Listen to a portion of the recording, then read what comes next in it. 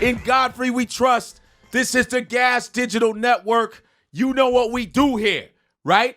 Guess what we do here? What the fuck we want? How about that, bitch? We do what the fuck we want here. We're, especially comedians, we do what we want. Freedom, podcasting, you talk about freedom of speech, freedom of fucking speech. Freedom of fucking speech. And my man Agent Andre in the building. What's up, bitches? We're pissed this week. We're pissed off this week. Am I really as pissed? I don't know. I'm not. I don't think it's like super pissed. It's more like not surprised. Not surprised because I was always kind of prepared. And I'm really happy. I want to say I'm really, really happy that I started the podcast. Yes. At the same goddamn time. Because I was like, let me start this goddamn podcast. Because these motherfuckers, if you guys haven't heard, drum roll, please. Here's a drum roll. Oh, I was fired.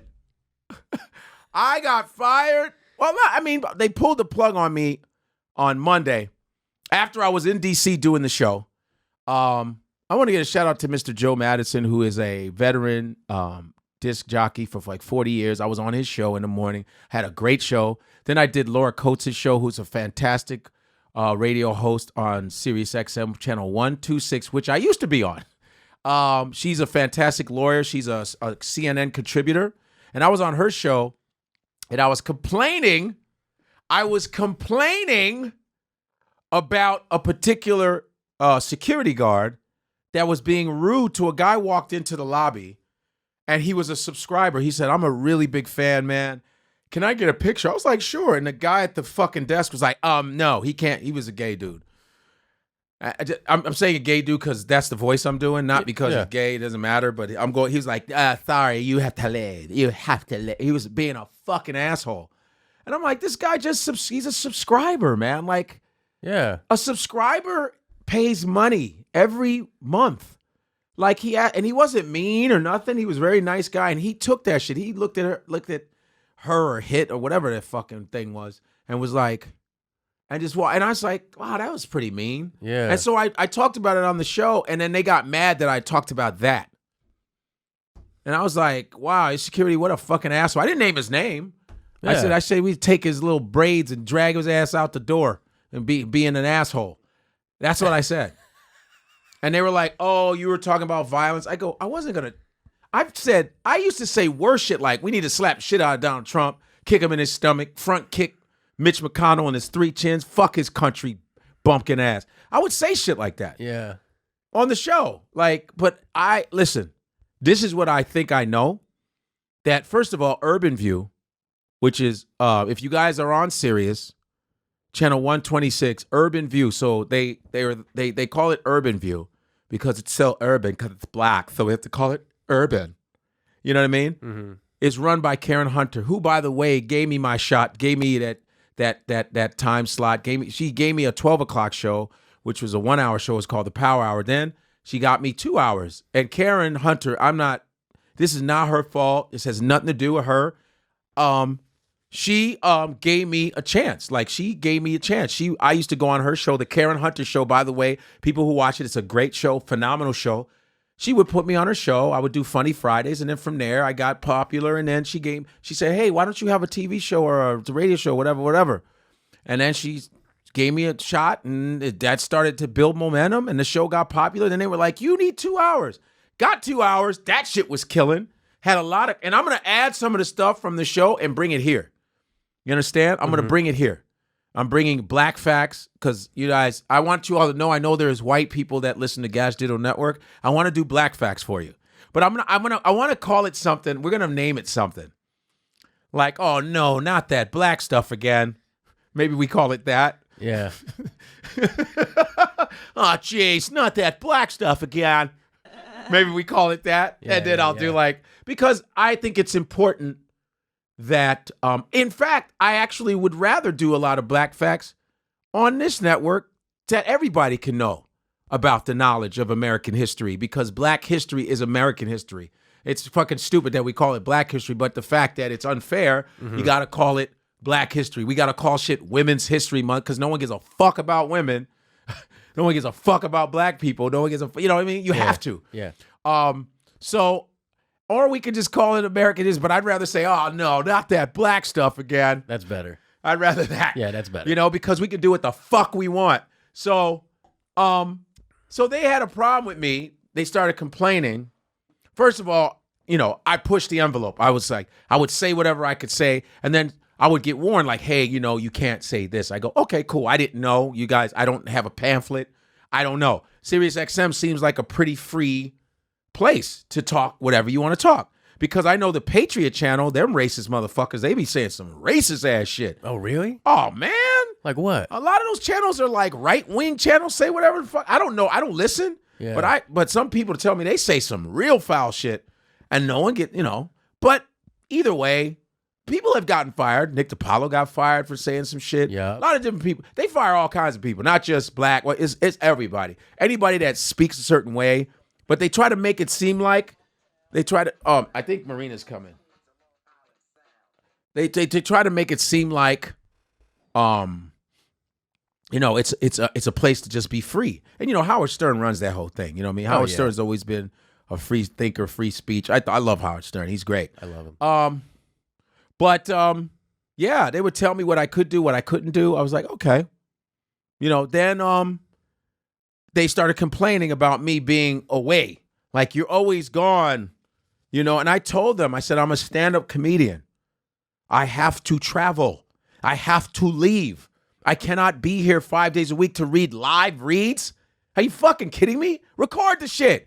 You think people going, I ain't gonna buy that shit, man. You didn't read it live, man. So I don't think the quality is gonna be the same. I don't know why I'm always using the Eddie Murphy voice. Listen, man, I really didn't like the fact, man, listen, hold on. Man, you didn't read it live, so I'm not gonna buy that shit. Yeah. You know what I mean? No. So they were like, he has to be there live. And I go, that's ridiculous. I'm a comedian. I'm not going to fuck up my money that, you know, and plus the people that listen to the show, I got to go to their cities. Yeah. They're waiting on me. And you know what's so beautiful? I want to give a shout out. If you guys are still listening, if you guys have transferred over to my podcast, I love you for that. My fans are loyal as fuck. You know what I mean? I get to say whatever the fuck I want. I can go like this. I can go like this, kiss my ass, and you guys can see me visually this time. It's not just audio. This is visual. Visual, guys. And Marina's head is in the way. Isn't that hilarious? That dumb head is in the way. Marina, get your head out the way. I think that's perfect. That was a little sponge. Just up in the, Nice. Yo, Marina Franklin's in the building. Oh my God, Marina. So I'm talking about right now how they pulled the plug on my show. Ugh. Didn't give me, I couldn't even like wrap it up and go, hey guys, this is my last week, you know. I just want to say, I'm so glad we had this time together. You never got a chance to say goodbye? No, they told me that's Monday I fucked can't even come into the studio. They said you can't. No, they can't say, nah, it's done. The CEO, they didn't even want to talk about it. Wait, have you discussed, did they call you? No. Karen Hunter, who gave me the show, called me, and they made her do the job. Like, they fucking punk motherfuckers couldn't, like, go, hey, can you come into the office? Like that. Do it like a principal. Like, you go to the principal's office. Like, let it be that. You know, the principal's office. But they were like, nah, fuck it. Fuck them. You know? Yeah. Is that legal? Is that in the contract? I don't know. Is that legal? I don't know. I don't know if is it legal? I don't know. To just, like, be like, calling people or appointing someone to say you're done? I have no idea, but that's just the way they run it. And I was like, okay. I said, all right. And so I just started, and everybody was like, as soon as my time started, everyone was like, where the fuck are you? Yo, what the fuck, man? Where the fuck are you? Like, literally. What did they put in place of your show? They played a rerun of somebody else's show at the end, 6 to 8. And they were like, I don't want to hear that person shit. They were, and then my DMs got flooded. Still, they're like, what, yo, what the fuck? I do my live shit. Yo, what the fuck? Like, what happened, dude? Like, I go, my show was called the Godfrey Complex. I did, you know, at the beginning, I would talk about regular shit, whatever happened to me. It went from the Power Hour? Power Hour to 2 hours. Okay. 6 to 8. I was at 12 to 1. Then it would go, you know, I did the Power Hour, and then I had Black Facts. Like, Black Fact. I would do it like Aflac, black facts. Oh, that's cute. Every day I did black facts, every single day. So that no one has to wait for February. By the time February comes, it's not going to be like They're a special they month know to you. stuff. Right. And then I did black facts, and I did, my callers were great. I had a guy named Tom. I'm sorry, I'm going to put on this so that I look like the black version of Nanette. Okay. Nice. And so I would I'm not funny. I'm just serious. So I did black facts, and I did vocabulary words every day, which I'm going to do here too. I did vocabulary words because I said, since we're so stupid, let's build up our vocabulary. Oh, yeah. And so vocabulary words are never ending. So I had vocabulary words every day, and I had kids literally saying, my vocabulary is built up every time I can't wait for your words. I was like Godfrey Sesame Street. Right. But I had 5-year-olds between 5 and 80. My demographic went from 5 years old to 80 years old. Like that wide. And I had white people calling, going, man, I've learned so much from you. And I thought this about black, and I didn't know, man, this is great. I had people contributing shit, and I did a lot of positive shit. And then I made fun of shit. My thing was, it was funny. You were on there. It was funny. It was just, we had a good time. Too. Right. I had guests on there, and we just had a good time. And I talked about shit that was heavy, and that's all it was. It was a real simple show. And then they kept bitching about me being gone all the time. You're always gone. I was like, you just reaching. That's just some white people shit. That's just some because that's just white people shit. What did they want you to be there for? Reading the live advertisement. Could you have done that on a remote? Was it motherfucker? You can record it. Yeah, it's the same person. Who's this person that this? Oh, you know how you don't see the higher ups? Yeah, but we need to know who the higher ups are. I don't know. They don't listen. We didn't know our numbers. We didn't know our demographic. We didn't know who was listening to us every week. We didn't know shit. Is that legal?